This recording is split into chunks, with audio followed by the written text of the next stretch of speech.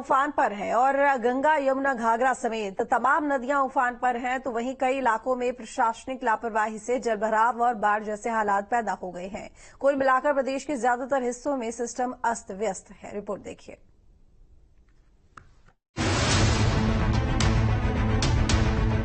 प्रयागराज में गंगा और यमुना उफान पर है। शहर के 2 दर्जन से अधिक मोहल्ले बाढ़ की गिरफ्त में हैं। हजारों मकानों में पानी भरा हुआ है। लोगों ने घरों की छतों पर शरण ले रखी है। कई गांवों के संपर्क मार्ग पानी में डूबे हुए हैं। बाढ़ प्रभावित इलाकों में एनडीआरएफ, एसडीआरएफ, जल पुलिस और पीएसी की टीमें तैनात की गई हैं। प्रयागराज में गंगा यमुना में आई बाढ़ से हालात लगातार चिंताजनक बने हुए हैं और हजारों की संख्या में अभी भी घर पानी में डूबे हुए हैं। हम इस वक्त प्रयागराज के नागवासकी इलाके में मौजूद हैं और आप देखें यहाँ पर जो ये सड़क है, यहाँ पर अभी आपको तमाम घर दिखाई दे रहे हैं जो पानी में डूबे हुए हैं। इसके अलावा हमारे सामने छोटा बघाड़ा मोहल्ला है जहां पर सैकड़ों घर आपको पानी में डूबे हुए नजर आ रहे हैं। तो जिस तरह से अचानक गंगा और यमुना का जल स्तर बढ़ा था, उसके बाद कई दिन बीतने के बाद भी जो बाढ़ का असर है यहाँ पर वो अभी भी देखा जा सकता है। और जिस तरह से गंगा नदी में जो दिल्ली है, उत्तराखंड है, वहां का पानी तमाम नदियों के जरिए प्रयागराज तक पहुंचता है। जो सहायक नदियां हैं गंगा की, उसके जरिए पहुंचा है। इसके अलावा यमुना नदी में राजस्थान और मध्य प्रदेश का पानी केन, बेतवा और चंबल जैसी नदियों के जरिए पहुंचता है। तो दोनों नदियों से पानी का एक सैलाब जैसा आया। उसके बाद धीरे धीरे जल स्तर बढ़ा है और तमाम जो घर हैं, तमाम जो गांव हैं, वो पानी में समा गए। अभी भी तमाम ऐसे गांव हैं जिनका संपर्क शहर से कटा हुआ है और वहां पर एनडीआरएफ और एसडीआरएफ की जो टीमें हैं वो बाढ़ से लोगों के राहत और बचाव कार्य में जुटी हुई हैं। राहत बचाव के लिए 1000 से ज्यादा नावें, मोटर बोट और स्टीमर लगाए गए हैं। इसके बावजूद लोगों की मुश्किलें बनी हुई है। पानी इस समय रुका हुआ है, गंगा जमुना का स्थिर है और अभी भावावा स्थिति है, लेकिन पानी रुका हुआ है और उम्मीद है कि कुछ दिनों में कुछ कम हो जाएगा पानी। आप लोगों को लगातार अभी भी स्थिति जो है उस पर नजर रखने को का आदेश है और जिस तरह की स्थिति है अभी आप जो है कह सकते हैं कि अभी कुछ समय और है, अभी खतरा टला नहीं? नहीं सर, अभी खतरा टला नहीं है। एनडीआरएफ की टीम हमारी और एसडीआरएफ की टीम और जल पुलिस की टीम, गोताखोरों की टीम हमारी लगी है। पीएसी बाढ़ राहत की टीम है हमारे पास। ये सभी बघाड़ा से लेकर के पूरा इलाहाबाद में जहां नदी का क्षेत्र है सभी जगह ड्यूटियां लगी हुई है। 24 घंटा हमारी ड्यूटी उच्च अधिकारियों के आदेशानुसार ड्यूटियां चल रही है। गंगा के किनारे दारागंज मोहल्ले में सैकड़ों घरों में पानी भर गया। गंगा यमुना में आई बाढ़ के चलते मोहल्ले बाढ़ की चपेट में हैं। मोहल्लों के किनारे शमशान घाट भी डूब चुके हैं। शहर का सबसे बड़ा दारागंज शमशान घाट भी गंगा की आगोश में समा गया है। ऐसे में अब लोग घाट की तरफ जाने वाली रिवर फ्रंट रोड पर ही परिजनों का अंतिम संस्कार कर रहे हैं।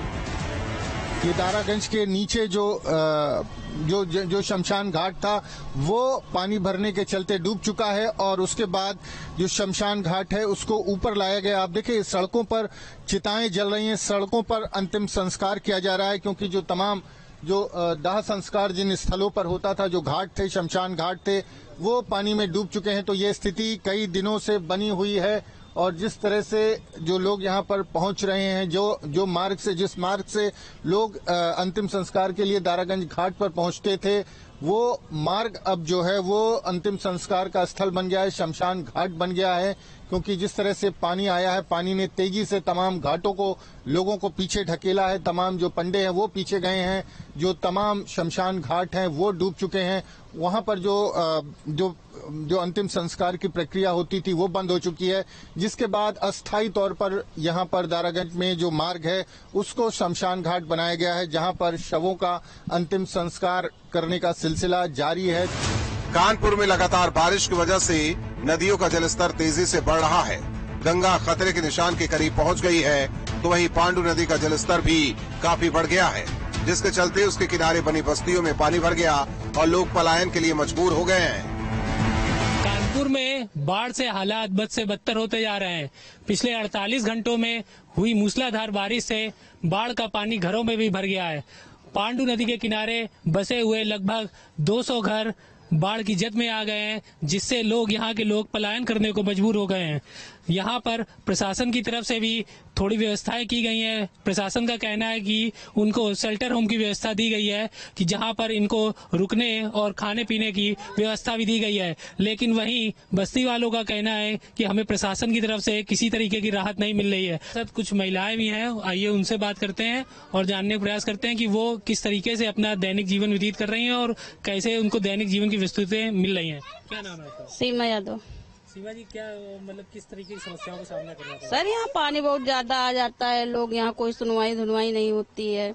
अधिकारी लोग आते देख के लौट जाते हैं। साफ तौर पर यहाँ पर लोगों का कहना है कि हर वर्ष यहाँ पर पांडु नदी के घेरे में ये जो 150 से 200 बस्तियों के घर आते हैं, इनमें पानी भर जाता है और इन्हें 15 से 20 दिन रोड पर बिताने के लिए मजबूर होना पड़ता है। प्रशासन हर बार आकर खाना पूर्ति कर देता है, उनके लिए कुछ खाने पीने की व्यवस्था कर देता है, लेकिन ये लोग यहाँ पर अपना कुछ न कुछ स्थायी इलाज चाहते हैं। झांसी में लगातार बारिश के बाद कस्बा गुरसराय में बाढ़ जैसे हालात बन गए। नगर के मुख्य बाजार में दुकानों में पानी भर गया। स्थानीय लोगों का आरोप है कि नगर पालिका प्रशासन ने नालों की सफाई ठीक से नहीं करवाई, जिसका खामियाजा नगर वासियों को भुगतना पड़ रहा है। ग्रेटर नोएडा में बारिश के बीच सिंचाई विभाग की बड़ी लापरवाही सामने आई। नहर नालों की सफाई न होने से तेज बरसात में रनहेरा गांव में पानी भर गया। हालात बिगड़ने पर अधिकारी मौके पर पहुंचे, जहां पंप सेट के जरिए पानी निकासी की जा रही है।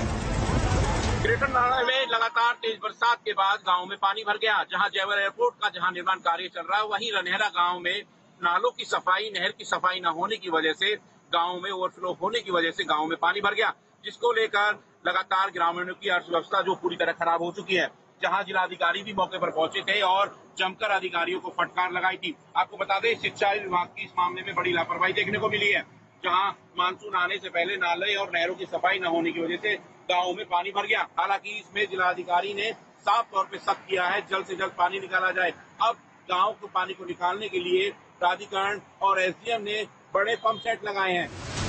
रनहेरा गांव में जलभराव पर विधायक धीरेन्द्र सिंह ने भी नाराजगी जताई है। विधायक धीरेन्द्र सिंह ने मुख्य सचिव से मिलकर मामले में उचित कार्रवाई की बात कही। बताया जा रहा है कि नाले की गलत डिजाइन की वजह से इलाके में जलभराव हुआ। प्रशासन, सरकार, प्राधिकरण सभी लोग पूरे मनोयोग से इस समस्या से निजात दिलाने के लिए लगे हुए हैं।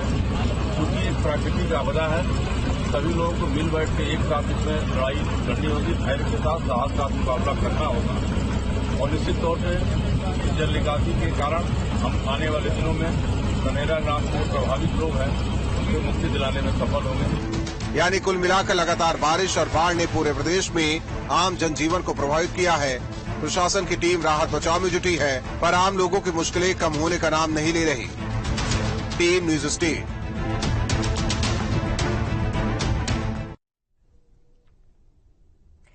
मिर्जापुर में बाढ़ ने जमकर कहर बरपाया है। गंगा के रौद्र रूप से सबसे ज्यादा नुकसान किसानों को हुआ है। गंगा नदी में आई बाढ़ के चलते करीब 171 गांव प्रभावित हुए हैं। 154 गांवों में फसल डूबकर पूरी तरह चौपट हो गई। गंगा का पानी अचानक बढ़ने से खेतों में लगी फसल पूरी तरह से डूबकर बर्बाद हो चुकी है। वहीं बाढ़ के हालात को देखते हुए जिला प्रशासन पूरी तरह एक्टिव है। प्रशासन ने बाढ़ प्रभावित गांवों को राहत सामग्री और लंच पैकेज उपलब्ध कराना शुरू कर दिया है। ये फसल तो किसानों का इतना नुकसान हुआ है कि जैसे बाल जब पहले आती थी सितंबर माह में शुरू में, तो फसल की बुआई या फसल छोटा होता है। इसमें मतलब फसल पैदा हो गया था, यही नवरात्र में मूंगफली खनाई होता और मरचा फूल रहा था, बैगन फल रहा है। मतलब काफी किसान का जो एक तरीके से मेहनत पानी में चला गया और किसान परेशान है। पूरा हमारा ढाब 12 गांव लोगों को आने जाने में भी समस्या हो रही थी।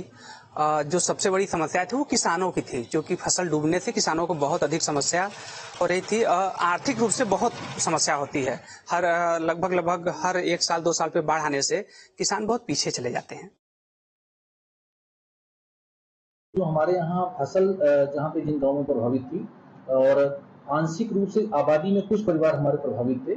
जो सदर तहसील में हमारे 2 गांव हैं और चुनार तहसील में भी 2 गांव हैं। इस तरह से उन गांवों में हम लोगों ने राहत सामग्री लंच पैकेट और साथ ही राशन किट, जो सूखा राशन किट है उत्तर प्रदेश सरकार की तरफ से, उसको हम लोगों ने वहां पे वितरित कर दिया है। जो फसल क्षति है उसके लिए जिलाधिकारी महोदय द्वारा एक राजस्व, उद्यान और कृषि विभाग की एक संयुक्त समिति बना दी गई है।